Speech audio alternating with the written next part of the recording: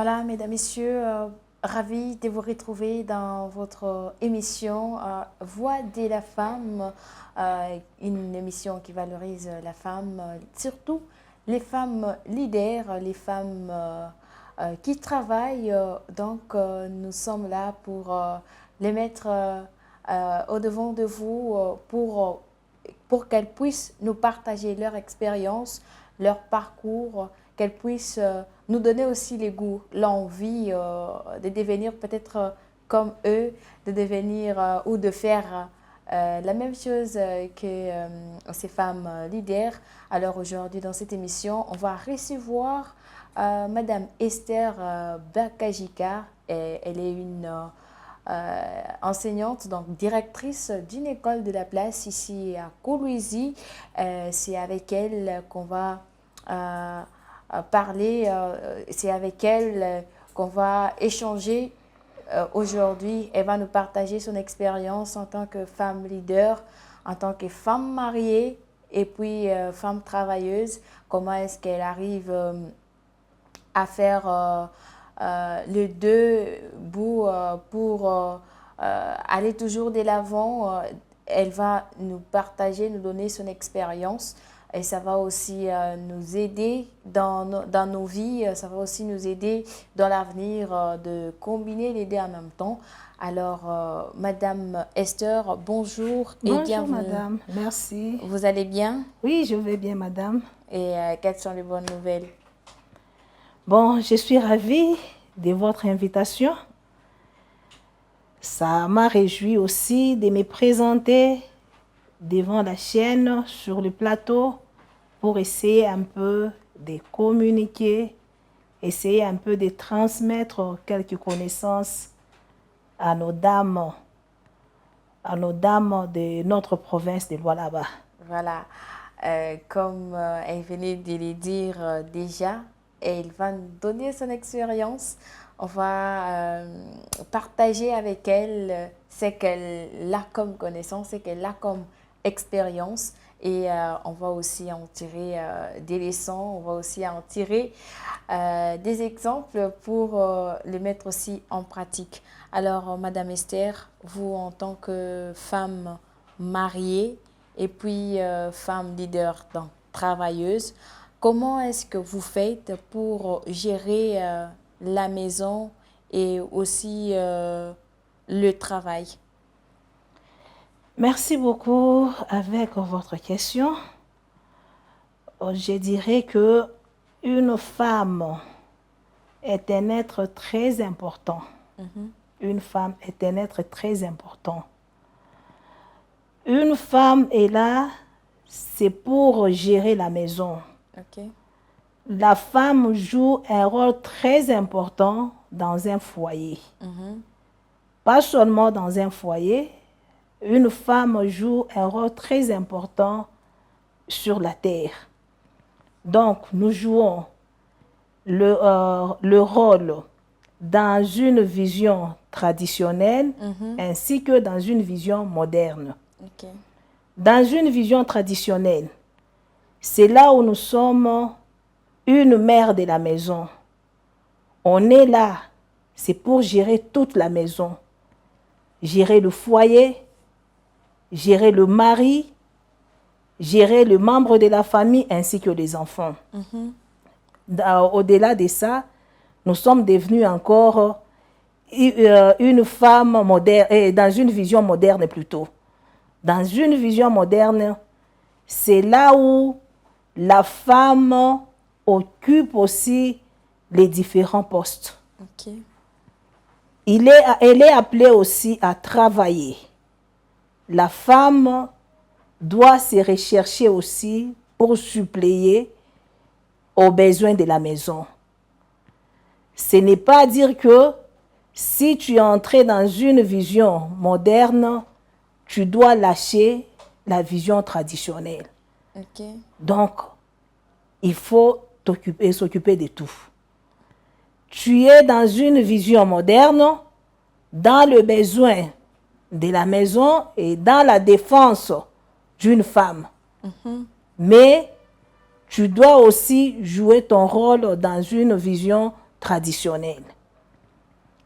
Je peux donner mon exemple. Le matin, je dois me réveiller pour aller au service.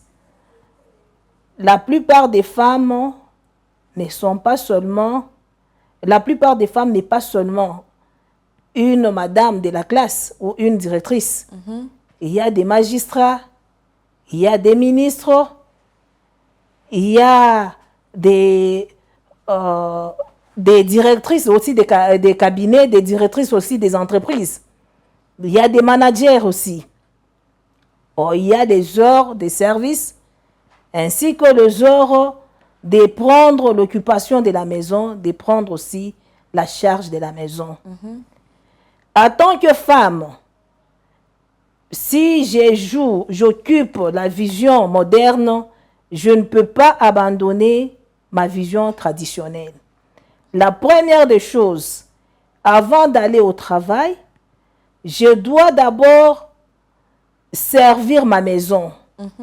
Il faut que je sache que il faut que je contrôle ma maison. Je prépare les biens de mes enfants, les fournitures scolaires, la nourriture, ainsi que les biens de mon mari. Il y a des foyers là où la femme se réveille trop tôt matin, elle est la première à quitter la maison. Il y a là où c'est le mari qui quitte le premier plutôt. Le mari quitte le premier. Mais bien que je travaille, je dois d'abord arranger les biens de mon mari. S'il doit quitter la maison avant moi, aussi il doit quitter après moi. Il faut que la tenue de mon mari, le vêtement de mon mari soit prêt.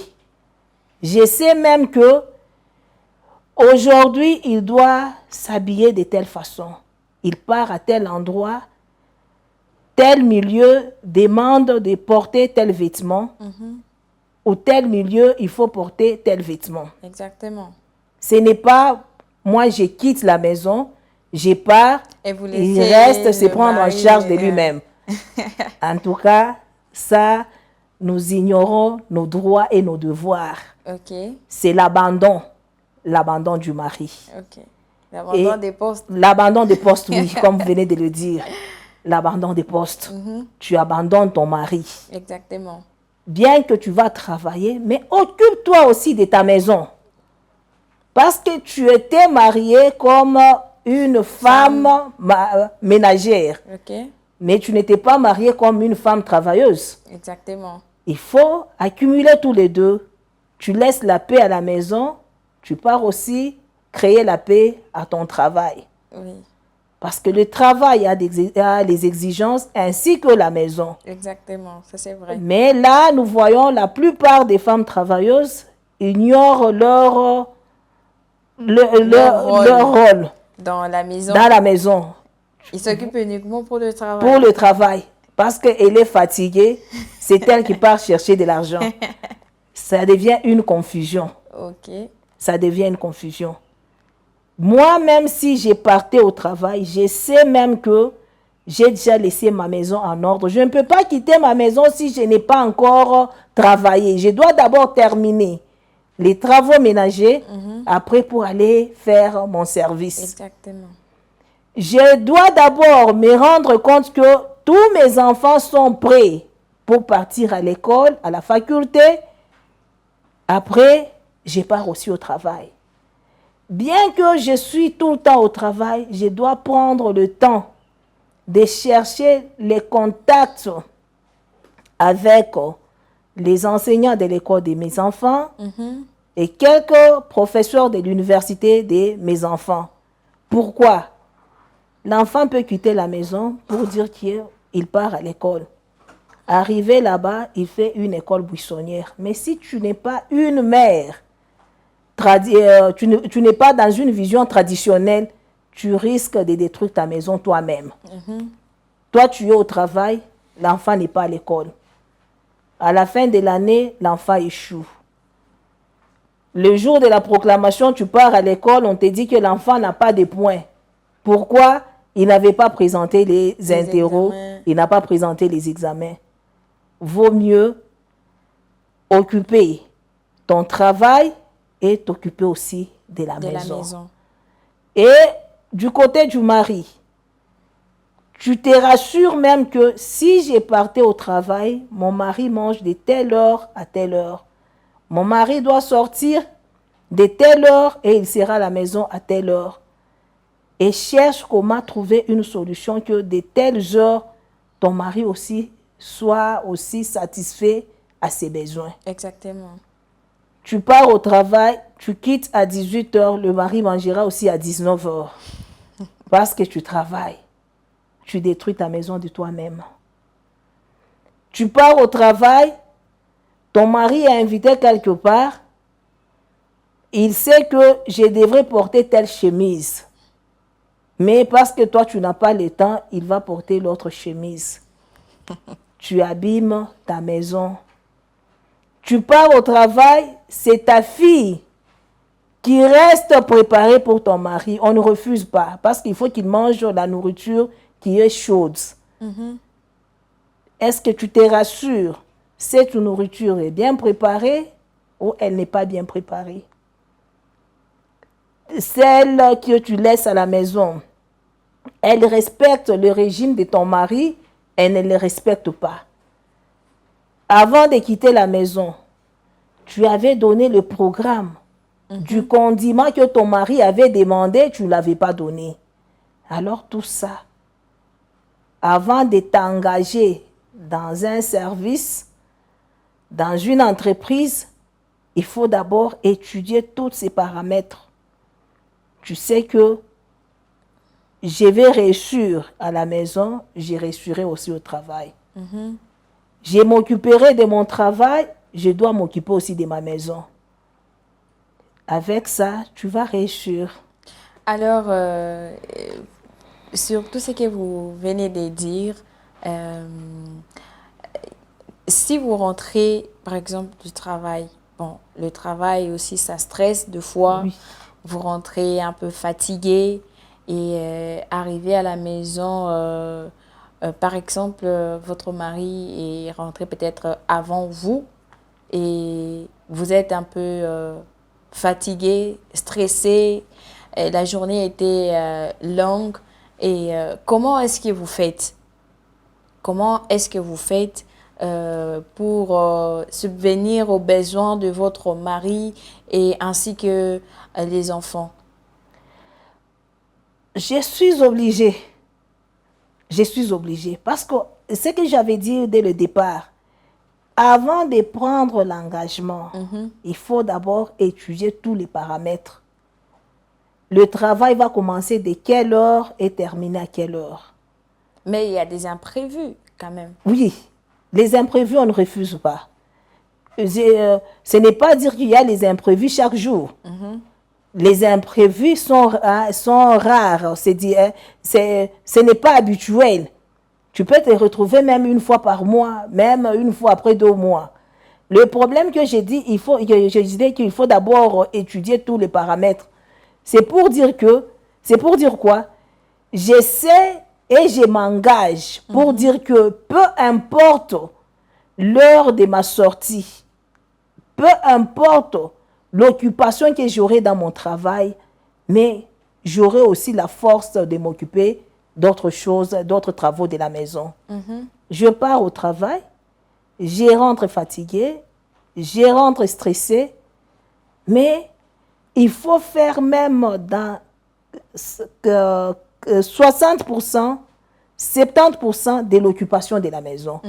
À ce moment-là, même mon mari sera satisfait que bien, malgré la fatigue, quand même, elle s'occupe aussi de moi. Et si tu commences à t'engager toujours dans des stress, t'engager dans des occupations, dans la fatigue, tu détruiras ton mariage de toi-même. Tu détruiras ton mariage de toi-même. Et parlant de votre profession, bon, votre travail, vous, en tant que femme directrice, qu'est-ce que vous pouvez nous donner comme expérience ou soit les difficultés que vous avez eu à rencontrer dans votre profession plutôt? Comme expérience, depuis que j'ai commencé ma carrière, ça c'est la 26e année de l'enseignement. Ça mérite une fête. Tout à fait. 26 ans, c'est Tout pas à fait. quelque chose de laisser passer comme ça. Oui. J'ai commencé mon travail, j'avais un enfant, mon aîné, qui avait 6 mois. Non, une année. OK. Une année. Je faisais le tout. Pour mettre la paix dans mon foyer, j'avais ma maman, ma grand-mère qui venait le matin récupérer l'enfant. Elle récupérait l'enfant, elle partait avec elle chez nous. Là, c'est une fille. Hein? Donc, ça n'a pas été facile. Non, ce n'était pas facile.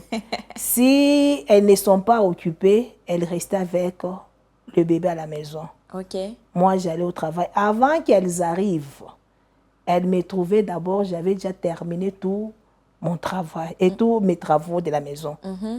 Je me réveillais trop tôt matin, à 5 heures. Je vais lessiver pour le bébé, pour mon mari.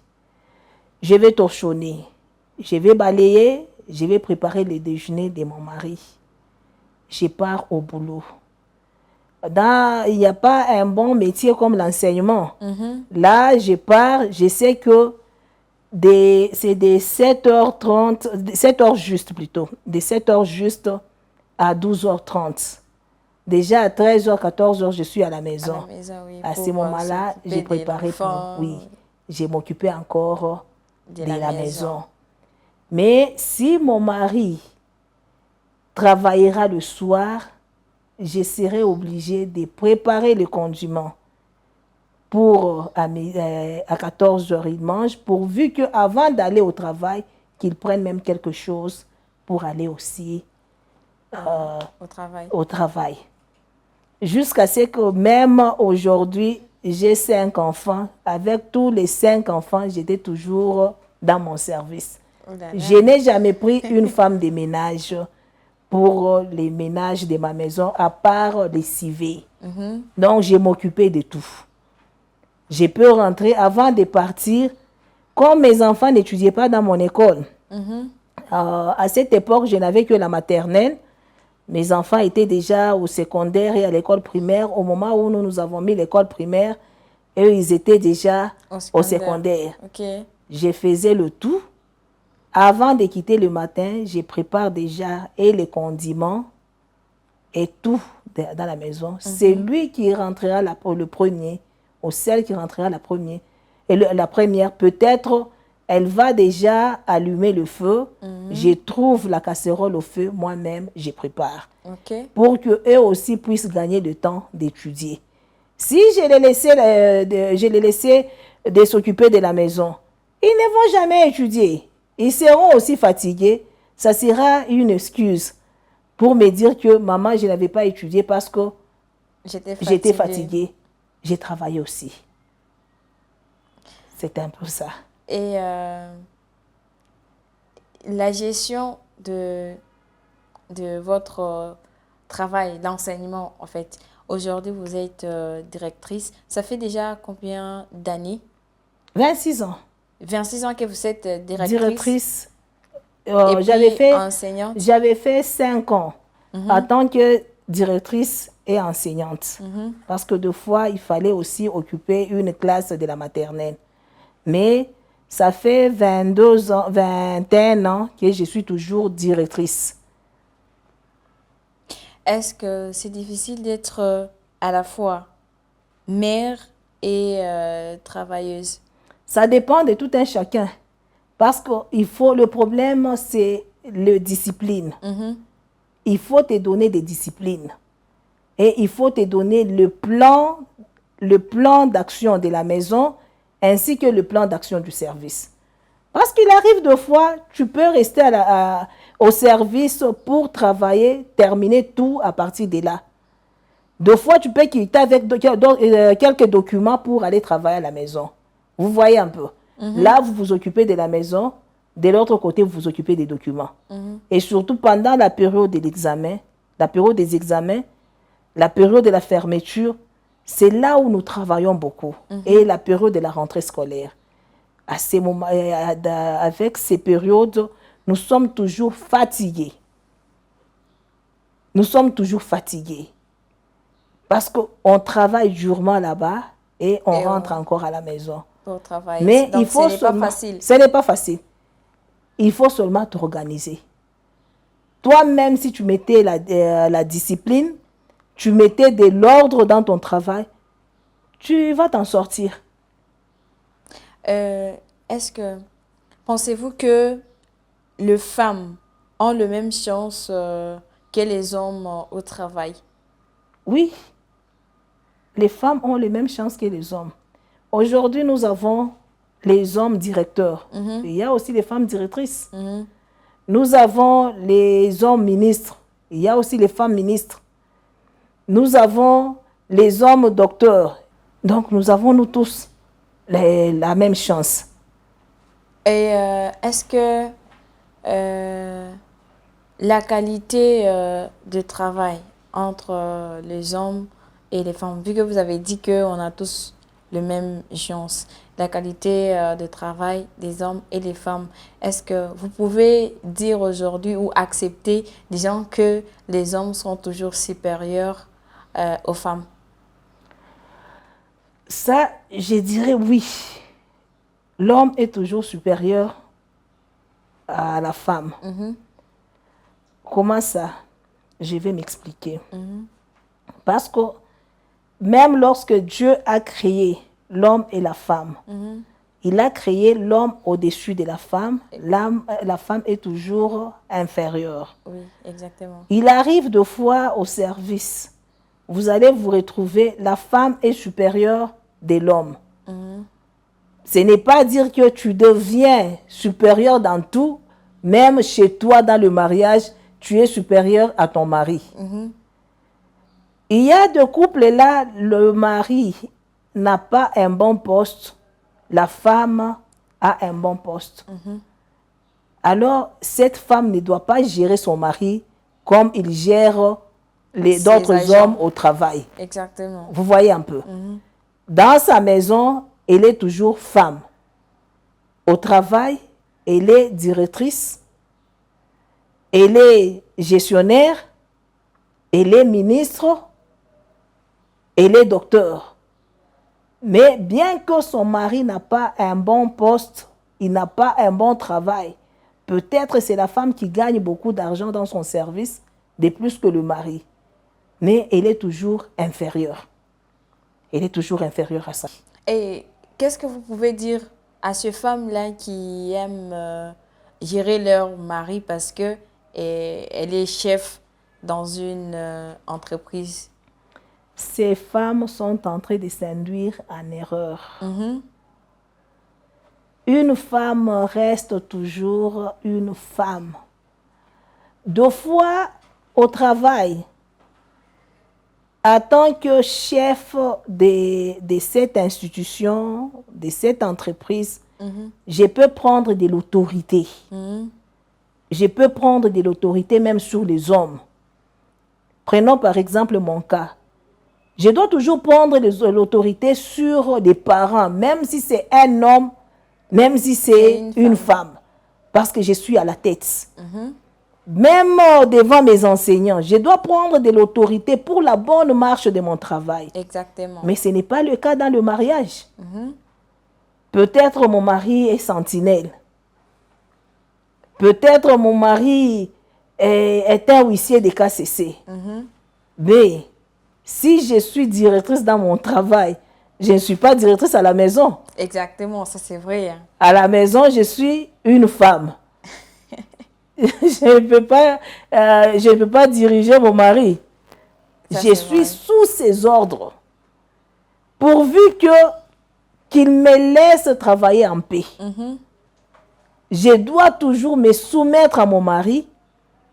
Je dois avoir un ton là qui ne va pas dépasser le temps de mon mari pour l'obéir aussi dans la maison, pour l'honorer. Exactement. Pour toute femme qui a un bon poste, toute femme qui est autoritaire à son service, ce n'est pas synonyme aussi de prendre de l'autorité de la maison. De telles femmes détruisent d'eux-mêmes leur mariage. Ça, c'est vrai. C'est un bon conseil à toutes les femmes, surtout les jeunes femmes d'aujourd'hui qui aiment un peu trop des luxes, genre, je ne sais pas comment expliquer. Donc, vous devez se rabaisser un tout petit peu, rester sous les ordres de votre mari, fiancé ou petit copain. Alors, Madame Esther, qu'est-ce qui vous avait motivé dès l'entame d'emboîter ces domaines d'enseignement? Bon, les domaines d'enseignement, j'avais choisi l'enseignement parce que j'aime éduquer. Ok. Oui, j'aime éduquer, j'aime encadrer. Je ne le fais pas seulement au niveau de l'école, même dans ma maison. Ok. J'ai apporté une bonne éducation sans pour autant me vanter. Une bonne éducation auprès de mes enfants. Ok. Pas seulement auprès de mes enfants, même dans l'église, même dans des associations, dans des groupes de jeunesse, de la jeunesse plutôt. J'aime souvent aider les filles. J'aime beaucoup à encadrer et éduquer. Pas seulement aux filles, même aux garçons. Okay. Donc, c'est automatique à moi. Hein. Même en cours de route, même dans mon quartier, si j'ai constaté qu'il y a une fille, ça ne va pas auprès d'elle, ou un garçon, je les approche. Okay. Je les approche donc, toujours. Pour les aider de ne pas aller dans de mauvaises routes. Oui, effectivement. Ah, alors, ça, c'est vraiment... Waouh, c'est exceptionnel comme... Je suis déjà devenue une mère éducatrice. Ok. Alors, est-ce que votre famille vous soutient dans votre domaine ou votre travail? Oui, ma famille me soutient beaucoup. Ma famille me soutient beaucoup parce que la plupart des membres de ma famille, ce sont des femmes travailleuses aussi. Ok. Oui, presque toutes les femmes de notre famille. Les autres m'amenaient même leurs enfants dans mon école, là où j'enseignais. Pour ceux qui sont tout près de mon école, elles amenaient même leurs enfants aussi. Ok. Donc, elles me soutenaient. Deux fois, même dans leur connaissance, si quelqu'un cherchait même une école où amener son enfant, on les envoyait toujours chez moi. Ah, ça, c'est une bonne chose en tout cas, parce que si votre famille ne vous soutient pas, c'est compliqué. Hein?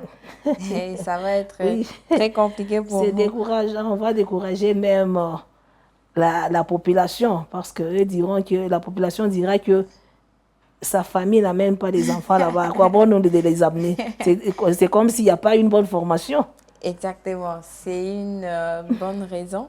Alors, nous sommes au mois de la femme. Okay. Qu'est-ce que ça représente pour vous en tant que femme et de surcroît, femme travailleuse? Qu'est-ce que ce mois représente pour vous? Pour le mois de la femme, pour moi d'abord, c'est une joie. Ok. C'est une joie pour moi. On nous a donné un mois là d'honneur. Et une journée qu'on est en train de nous honorer. Ok. Pour moi, ça me met aussi dans la matière de réflexion. Si j'arrivais à cette date, je glorifie d'abord mon Dieu. Et je suis très fière d'abord de cette date. C'est comme si nous sommes reconnus aussi. Mais nous-mêmes, en tant que femmes, nous transformons cette date. Oh là là. C'est un mois, c'est une date comme le 8 mars, une date à nous, de nous réunir, de nous réunir ensemble, de nous asseoir sur une table pour commencer à évaluer notre année de fonctionnement du travail. Au cas contraire, on se met sur une table pour commencer à débattre le thème de l'année. Mais pour moi, ça me met en matière de réflexion. Je ne sais pas pour les autres, nous voyons, même si elle n'est pas une femme travailleuse, c'est comme si on leur a dit que c'est votre mois de bêtises. Ah oui, je comprends. C'est votre mois de bêtises. C'est votre mois de Où vous pouvez marcher tout faire même nu sans ou se habit. jeter sur la route. Ou c'est j'étais D'autres sur n'importe qui. s'enivrent du n'importe comment. Il y a d'autres, parce que c'est notre mois, Je dois ces tout faire. jours-là, elle doit quitter la maison toute la journée. Parce que c'est son mois. Elle ne fera rien, elle peut rentrer à n'importe quelle heure. C'est un mois comme tout le mois. Mais c'est le mois-là, en tant que femme, je peux même méditer sur ma vie, sur mes activités, sur mon emploi.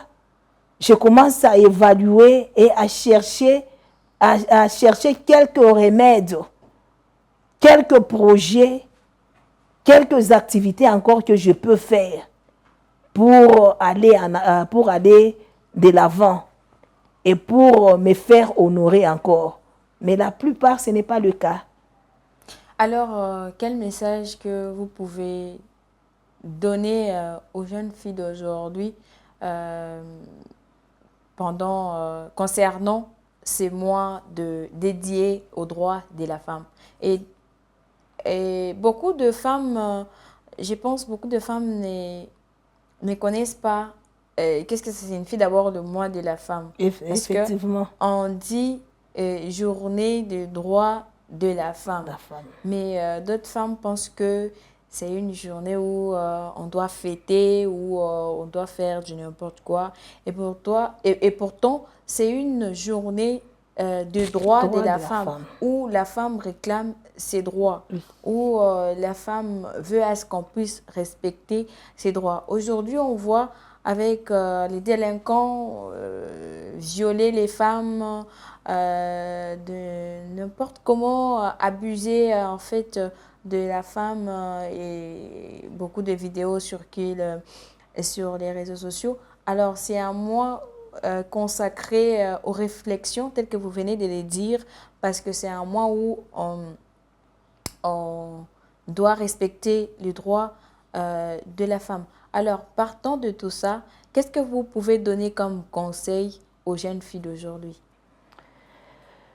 Comme conseil à apporter aux jeunes filles d'aujourd'hui, peut-être il y a les jeunes filles qui me suivent à cette heure. Si on dit le mois de la femme, c'est notre honneur, c'est notre joie. C'est-à-dire que on a vu l'importance de la femme sur la terre. La femme dans le mariage, la femme dans une société, la femme dans une église. Alors, on l'a respectée aussi. La plupart des gens, c'est parce que la plupart des femmes, je ne peux pas dire les gens parce que nous parlons de la femme. Oui. La plupart des femmes, elles ne savent pas leur devoir et leur rôle. C'est une journée là où tu peux même, si tu ne veux même pas sortir, tu peux même te réunir avec tes enfants. Parlons des jeunes filles, eux n'ont pas d'enfants. Elles n'ont pas d'enfants. Pour les jeunes filles, elles peuvent même se réunir entre eux-mêmes, les filles. Elles commencent à traiter les sujets de la vie. Peut-être comment faire un choix du mariage. Comment faire un choix dans le mariage. Peut-être elles peuvent même débattre en tant que fille. Comment puis-je me comporter dans une société? À la faculté, Que puis-je faire à la faculté? Comment puis-je me comporter à la faculté? Vous commencez même à vous prodiguer des conseils devant les grandes personnes. On va se comporter comment? Je vais agir comment devant une grande personne? Ce sont des thèmes qu'elle devrait commencer à organiser. Exactement. Dans des jours pareils, dans de tels mois, pour se défendre et pour cueillir un peu des bonnes manières. Peut-être il y a des éducations qui sont en train de rater à la maison. Comme on avait développé notre émission d'aujourd'hui pour dire que comment est-ce que je m'occupe de la maison ainsi que du travail. Exactement. La plupart des femmes travailleuses ont ignoré leur devoir, le devoir d'une mère.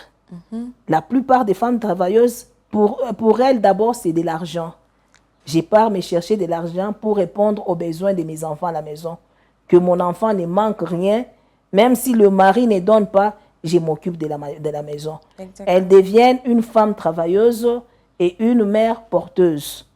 Et elles ignorent leur rôle d'une femme éducatrice, une femme protectrice et une femme d'amour. Vous voyez un peu.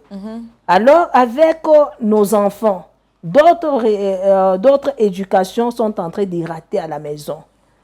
Comme vous m'aviez posé la question de savoir si je rentre à la maison fatiguée, comment est-ce que je vais gérer la maison?